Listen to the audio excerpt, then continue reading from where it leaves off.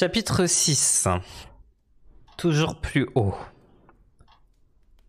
Sarah poussa un petit cri d'effroi car les lames se rapprochaient de plus en plus. Ogle tripotait la grande porte en marmonnant, mais la jeune fille ne l'écoutait pas car elle cherchait désespérément une issue dans les airs ou sous leurs pieds. Elle palpa les parois autour d'eux à la recherche d'une poignée ou d'un bouton. Il existait forcément un moyen de sortir de là, le labyrinthe fonctionnait ainsi. Il suffisait de trouver l'astuce. Les claquements, les ronronnements et les frottements devenaient de plus en plus forts. Sarah jeta un coup d'œil à Ogle qui continuait d'examiner la porte.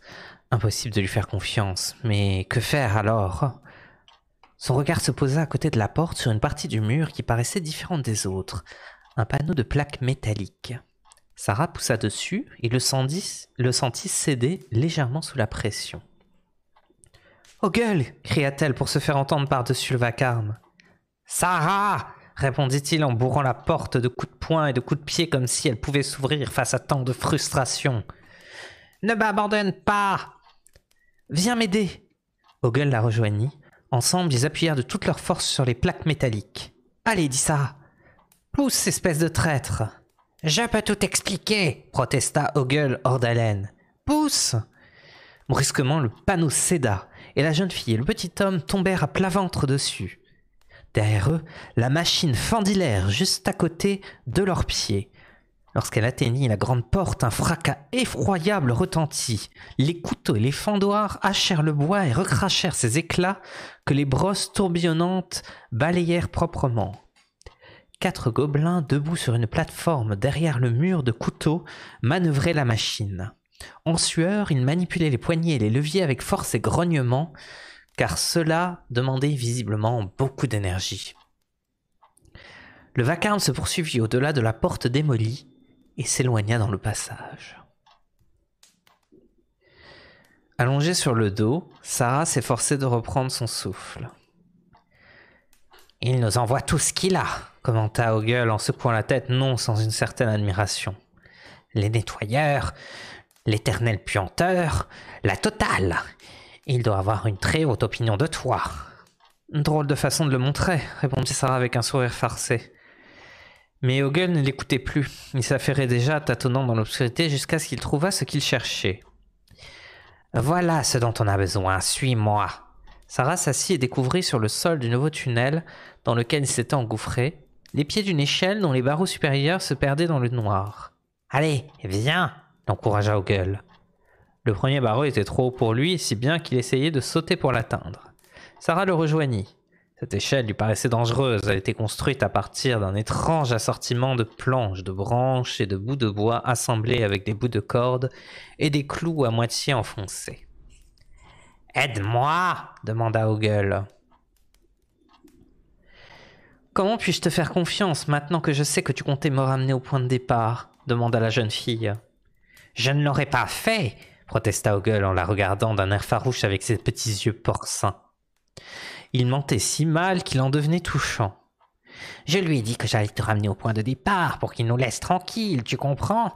Hé hé, mais en fait... » « Ogle, » l'interrompit Sarah partagée entre l'amusement et les reproches. « Comment puis-je croire un mot de ce que tu dis ? » « Ma foi, je ne suis pas sûr que tu aies vraiment le choix. »« Tu n'as pas tort, » concéda Sarah après réflexion. « Maintenant, le principal, c'est de monter, » reprit Ogle en essayant de nouveau d'atteindre le premier barreau de l'échelle. Sarah lui donna un coup de main, puis commença à son tour à escalader l'échelle branlante. Celle-ci risquait de s'écrouler à tout moment, mais comme l'avait dit Ogle, Sarah n'avait pas vraiment le choix. Sans tourner la tête, Ogle ajouta « L'autre détail important, c'est de ne pas regarder en bas. »« D'accord, » répondit la jeune fille. Puis comme s'il s'agissait d'un défi, elle ne put s'empêcher de jeter un petit coup d'œil en dessous de ses pieds. « Oh !» s'exclama-t-elle. Ils avaient grimpé bien plus haut qu'elle ne l'aurait cru possible en un si court laps de temps. L'échelle de briques et de brocs semblait s'étirer à l'infini en dessous d'elle. Sarah n'en voyait plus le bas, pas plus qu'elle n'en voyait le sommet. Incapable d'escalader un barreau de plus, elle se mit à trembler en serrant très fort les montants. De ce fait, toute l'échelle se mit à bouger avec elle. Au-dessus de la jeune fille, Ogle s'accrochait désespérément pour ne pas tomber. « Je t'ai dit de ne pas regarder en bas, gémit-il. Ou peut-être que là d'où tu viens, il faut faire le contraire de ce que l'on pense. Je suis désolé, je ne pensais... Bon, quand tu auras fini de trembler, on pourra peut-être reprendre notre ascension. Je ne le fais pas exprès, brailla Sarah.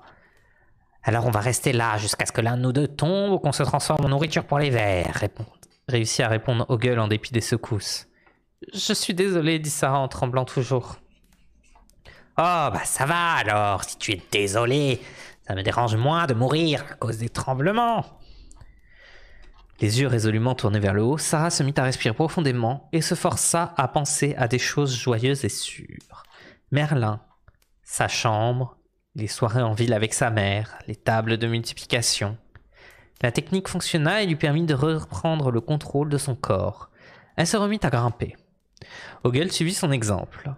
« Il faut me comprendre aussi, dit-il en reprenant le fil de la conversation. Je suis un lâche et j'arrête me fait peur. C'est censé être une excuse ? Parfaitement. Tu ne serais pas si courageuse si tu avais déjà respiré l'odeur infâme des bourbiers de l'éternel puanteur. C'est...